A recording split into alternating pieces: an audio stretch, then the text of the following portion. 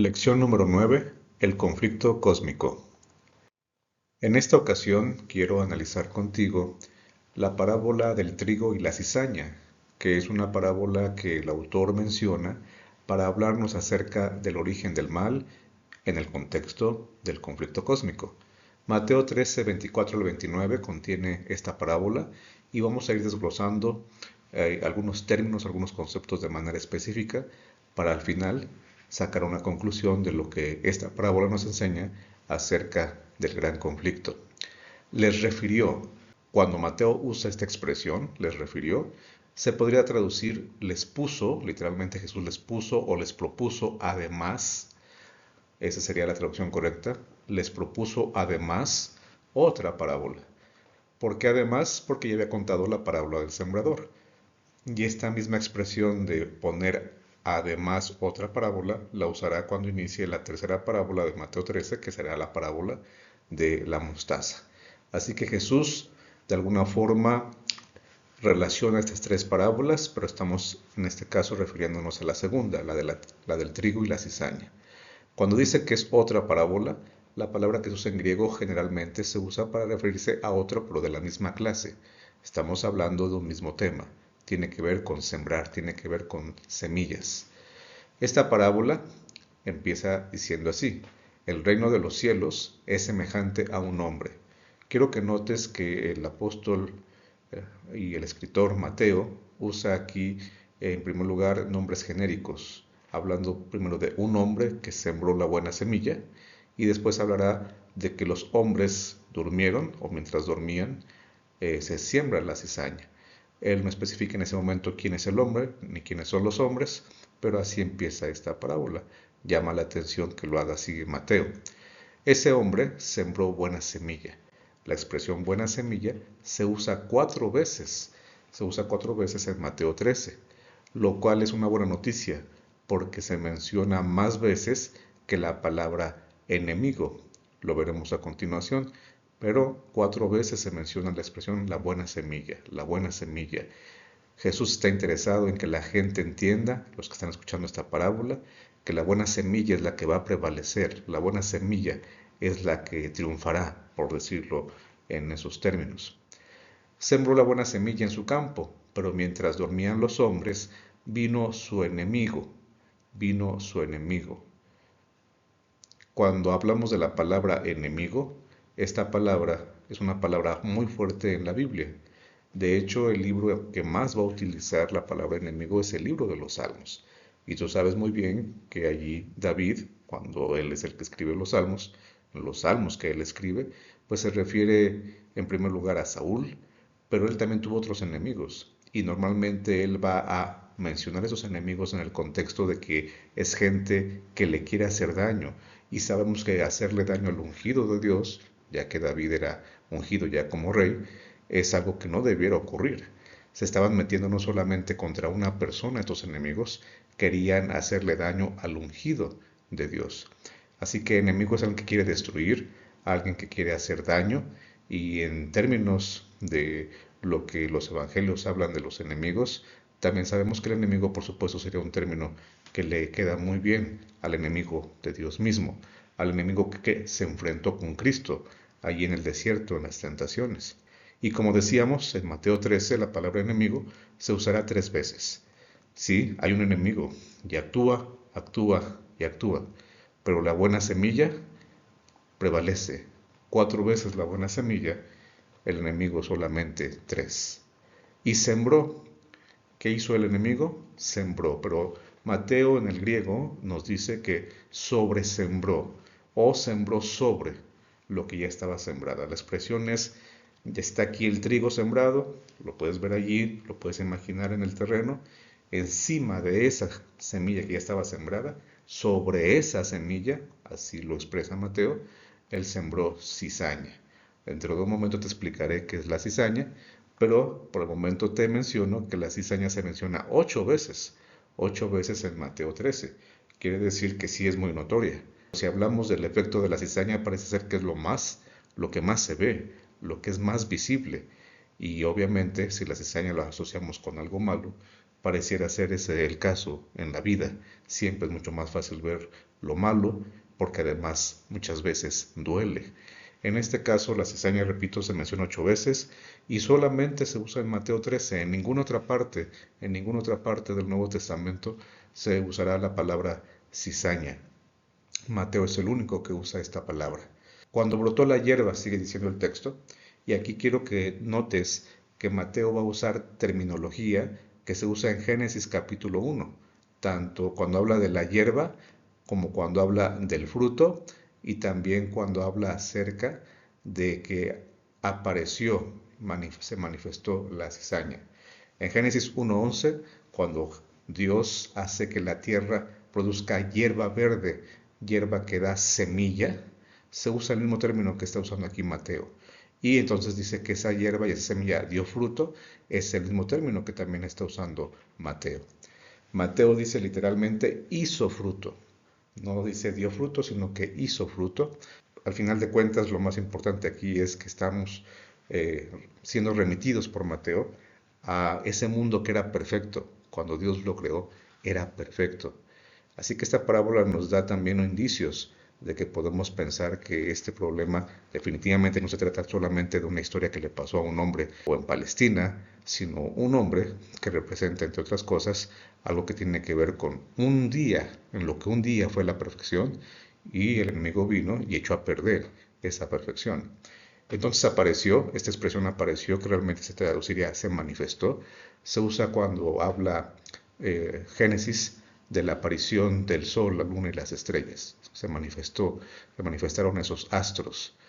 Y Mateo es el que más va a usar este verbo manifestar. Mateo está usando terminología muy especial, si lo estás notando. Hay términos que solamente usa él, hay términos que repite varias veces, hay términos que nos remiten a la creación y al final de cuentas lo que nos está diciendo es que Jesús sabía, entre otras cosas, muy bien los relatos de la Biblia y al usar también cosas de la vida cotidiana, acciones, narraciones de la vida cotidiana, él podía hacer ambas cosas, entrelazar enseñanza bíblica con lo que era la vida cotidiana. Sigue diciendo el texto, fueron entonces los siervos, nota que ahora sí se habla de siervos, ya no son hombres, si es que son los mismos personajes, ahora se habla de los siervos y se habla del padre de familia. Vienen los siervos y le dijeron, Señor, ¿no sembraste buena semilla en tu campo? ¿Recuerdas la frase? La buena semilla, la que va a ganar, la que se menciona más que el enemigo. Y entonces viene una pregunta, o una segunda pregunta. ¿Cómo, pues, tiene cizaña? Realmente, el texto dice, ¿de dónde? Todas las veces que Mateo vuelve a usar este término no se traduce como cómo, sino se traduce de dónde. Así que leámoslo así. ¿De dónde pues tiene cizaña? ¿Cuál es la procedencia de la cizaña? Es la pregunta. No les interesaba tanto el proceso de cómo llegó ahí, sino de dónde llegó. De alguna forma están relacionados, pero es mucho más enfático esto, ¿no? ¿De dónde vino esa cizaña? Bueno, y aquí está una conexión que quiero que tomemos muy en cuenta con lo que es el tema de la lección. Es el conflicto cósmico sobre el carácter de Dios. Sí, es la lucha entre el bien y el mal, pero esa lucha entre el bien y el mal, especialmente a la luz del carácter de Dios, porque lo que está en juego es si realmente Dios es justo. ¿De dónde viene la cizaña? ¿De dónde vino? ¿Tú la pusiste? ¿De dónde vino? ¿Qué acaso tú también pones cizaña? ¿De dónde vino? Se me hace que tú eres el responsable del mal. ¿De dónde vino, Señor, si yo sé perfectamente que tú no pondrías jamás cizaña? Lo que está en juego es el carácter de Dios. Creer que Él puso la cizaña o no la puso. Creer que Él sabe de dónde viene o pensar que Él es la misma fuente de donde viene la cizaña. Todo eso está en juego aquí de alguna forma. ¿De dónde pues tiene cizaña? Y Él les dijo, realmente el término sería algo así como les explicó, les empezó a dar un discurso al respecto, les dijo un enemigo, hombre, se usan las dos palabras, se habló al principio de unos hombres, el hombre que salió a sembrar, los hombres que durmieron, en este caso dice un hombre, un enemigo, al final de cuentas es otro ser humano, pero este tiene la característica de ser enemigo. Él ha hecho esto, él hizo esto. ¿Recuerdas que mencioné hace un momento que el texto decía hizo frutos? Bueno, el enemigo lo que hace es sembrar cizaña. Y entonces los siervos tienen una idea. le dicen al padre de familia, a su señor, ¿quieres pues que vayamos y la arranquemos? Quiero que notes que el verbo arrancar no es un verbo, digamos, que demuestre una acción violenta, una acción de eso está mal, arráncalo, no tiene por qué estar ahí. Realmente es la misma acción, el mismo verbo que se utiliza, por ejemplo, en el libro de Ruth, cuando habla de que Ruth espigaba. Es decir, es un verbo que representa una acción muy normal cuando se levantaba la cosecha, especialmente en este caso del trigo. Cuando se espigaba, cuando se estaba trabajando ahí entre las espigas, ese es el verbo que está aquí. ¿Quieres que hagamos una cosecha en este caso de lo que son esos manojos de cizaña? Y él les dijo, no, no sea que al arrancar la cizaña, arranquéis, aunque en español vuelvo a usar arrancar, ahora sí aquí el verbo es saques de raíz. No sea que al arrancar la cizaña, no sea que al cosechar la cizaña, arranques de raíz también el trigo. Ese es el riesgo. El mal, la cizaña, es tan mala, es tan nociva, tan dañina, que cuando crece, si tú arrancas eso, aunque lo intentes hacer con cuidado, puedes sacar de raíz al trigo. El mal es muy doloroso, puede dañar el trigo. La cizaña es dañina, lastima. Jesús tiene en este caso la grandeza también en su didáctica de explicarles los detalles de la parábola a sus discípulos. Y estos son, a grandes rasgos, los puntos que él explica. El que siembra es el mismo, es Cristo, el Hijo del Hombre. El campo es el mundo. Diría el Espíritu de Profecía, el mundo, pero en lo que concierne a la iglesia. La buena semilla son los hijos del reino. Por eso es que el mundo sería el mundo en donde está la iglesia, ¿ok? Porque si en el mundo, en el campo, que es el mundo, se siembra la buena semilla, quiere decir que son los hijos del reino, es decir, los hijos fieles de Dios. Pero la cizaña, y aquí viene la explicación por fin que te he estado prometiendo, era una clase de maleza silvestre con semillas venenosas, que en las primeras etapas de crecimiento se parecía al trigo, pero lo bueno es que cuando llegaba a su estado de madurez, sí se podía distinguir del trigo ya en el momento de la cosecha. Pero por el inicio no se puede distinguir, no se puede distinguir. Y como no se puede distinguir a veces, te enredas tanto en esa cizaña que te puede lastimar de manera muy fuerte. ¿Quién es el enemigo? Por supuesto es el diablo. La siega es el fin del mundo y los segadores son los ángeles, los siervos de Dios en este caso, ejemplificados o personificados en los ángeles. ¿De qué trata esto? ¿De qué trata esta parábola? Sí, ciertamente habla de que en la iglesia hay gente que está sembrada allí, pero no todos son buena semilla. Pero vamos mucho más allá. Vamos al asunto del enemigo, que lo que él quiere es que tú dejes de ser trigo. No es nuestra misión arrancar la cizaña, y no estoy hablando de la disciplina eclesiástica, ese es un tema aparte que no podemos explicar aquí, no es la ocasión. Estamos hablando de poder realmente distinguir los motivos, conocer las razones.